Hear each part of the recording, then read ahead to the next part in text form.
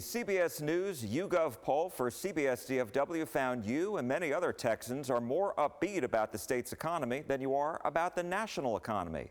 Anthony Salvanto, CBS News Director of Election Surveys, joins us now. And Anthony, welcome. And talk to us a little bit about this. Hey, Jack, it is great to talk to you. And by more upbeat, we want to emphasize the comparison there. Let me show you what Texans say about the economy. And this is our representative sample in our poll because we wanted to hear from Texans. And what they say is that it's a mix. It's a mix of fairly good, fairly bad, very bad. This distribution, though, when you compare it to the national ratings, is better. Because on the national level, the number who say that it's very bad is now 75% in our most recent national polling. So just the fact that Texans think their economy is a mix in that relative comparison is pretty good.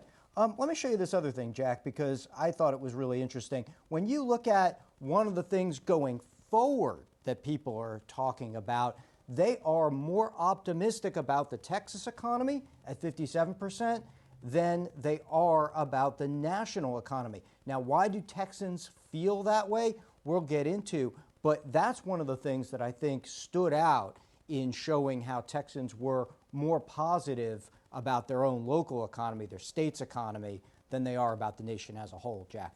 Yeah, that is a very sizable difference. And you know, driving around here in North Texas, it seems like there are cranes everywhere. You talk about the official bird of Texas, at least here in North Texas, it might as well be the crane, because that's all you see.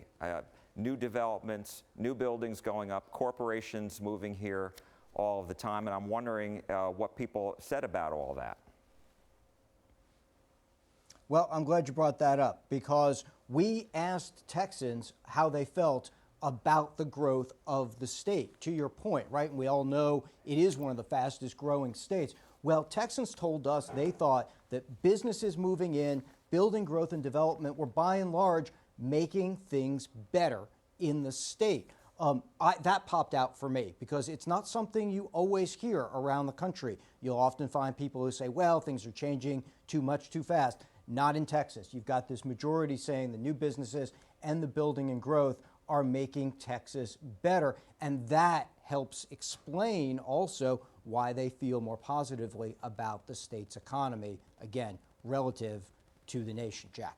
Yeah, and you know, what's interesting is it's all about jobs here in Texas. I mean, everybody preaches it, from state and local leaders just to everyday Texans. It's all about jobs. But one of the interesting things, too, that we're finding, just like everywhere else, is gas prices and inflation. Texans are not immune to this. I was talking to some lady filling up her car a couple weeks ago, and she was telling me it's $90 to fill up her vehicle every 3 days. And I said to her, how are you going to make this work? She's like, I can't. And so I'm wondering, what did you find in the survey about gas prices and how it's impacting people and the decisions that they're making to make ends meet? Yeah, you're exactly right. They're not immune, and it's not all rosy. We wanted to make that comparison to the national, but the rise in prices, and in particular gas prices, are affecting Texans. So let's start there. There's a third of Texans who call higher gas prices in particular a hardship, and there's another third that rate them as difficult. So that's an impact. That's a big impact for 2/3. And there's another quarter who then describe them as inconvenient, even if it doesn't rise to those levels. So no, not immune. And then you want to get personal. And this goes to ratings of the economy too, Jack. When people evaluate things, they do so through that macro lens, looking at the big picture, but also through their own experience. And we see that in the polling. One of the things that has happened is we ask people, okay, what are you doing because of higher prices? Or I should say, what are you having to do? And look, there's half of Texans who say they're using savings in part to pay their day-to-day bills, and there's a third that are missing some bill payments. So the story you told about the woman who says, well, I can't, that's reflected in some of this. There's going to be trade-offs because people are having to pay so much more for gas and for other things, Jack. And what are some of the things that people are telling you, aside from how it's impacting their bills, but obviously they got to cut back somewhere. In addition, what did they say about this?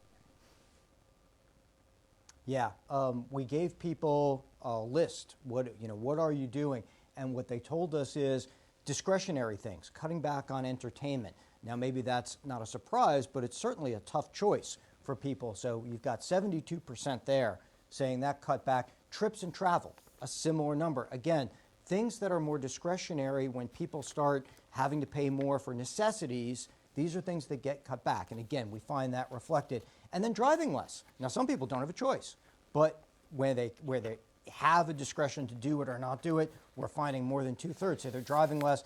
And then this one, 57%, it's not as many as the other things that they're doing, but that's really impactful, having to cut back on food and groceries. So again, you see that impact. And I would add here, Jack, when you look at this by income level among Texans, well, perhaps not surprisingly, but very importantly, people who are relatively on the lower side of reported income are more likely to be doing things like having to cut back on food and groceries, doing things like having to use savings to pay their bills. You see those even majority numbers.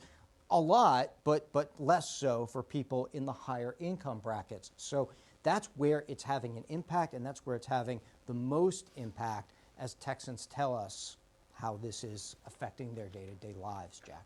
So, Anthony, I was just wondering, as far as the importance of these issues, I mean, how do gas prices and the economy, inflation stack up when you look at everything else that's going on, not only in the country, but here in the state of Texas?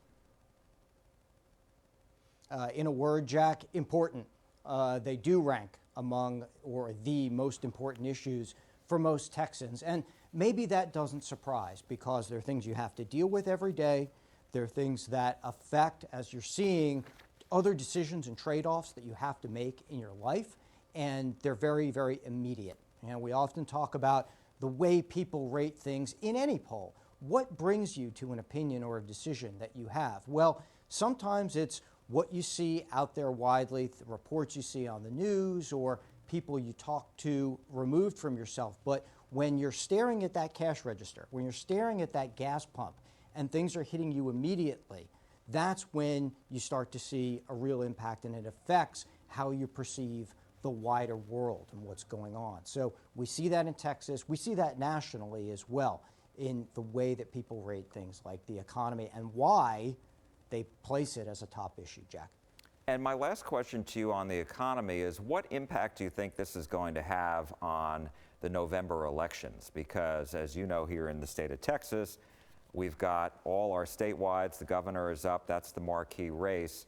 And, just in Congress, et cetera, they're always historically the party that is not in power in the White House benefits historically. Do you think this just adds the fuel to the fire, so to speak, and this really still benefits all the Republicans who are running statewide in addition to who's running in Congress? Yeah, it's a great question, and the answer is it does at this point accrue to the Republicans because, for the really simple reason that they're not the party in power. Now, one of the things we see nationally, because it'll affect the overall outcome in November, is that people also say the economy is a top issue. People also say that the economy is bad. It's important here. They don't necessarily exclusively blame the president's policies. It's part of the mix that they blame in the national polling, but it's not the only thing. They see other factors, supply and demand after the pandemic. And those are things that sort of dampen a little bit of the reasons and maybe the blame, but they do expect a president and a party in power to do something about it. And that's where you then see the president's national ratings for handling things like inflation, like the economy, are very low, and lower, in fact, than some other issues. So when you think about the midterms and you think to what extent a midterm becomes a referendum on a sitting president, all of those things and that the economy becomes a really important factor. I would add, having said that, that after the overturn of Roe v. Wade, you might see a new dynamic here. Democrats say that they feel more energized to vote. Maybe that becomes a factor as well. And certainly we have a long way between now and November. But bottom line is, as long as the economy is seen as bad, any party in power is going to face an uphill battle. It's going to be fascinating to watch. I mean, here it is, it's still late June, but we've got months to go. It's going to be interesting to see after Labor Day where people are on this. Well, Anthony Salvanto, thank you so much for joining us. We really appreciate it.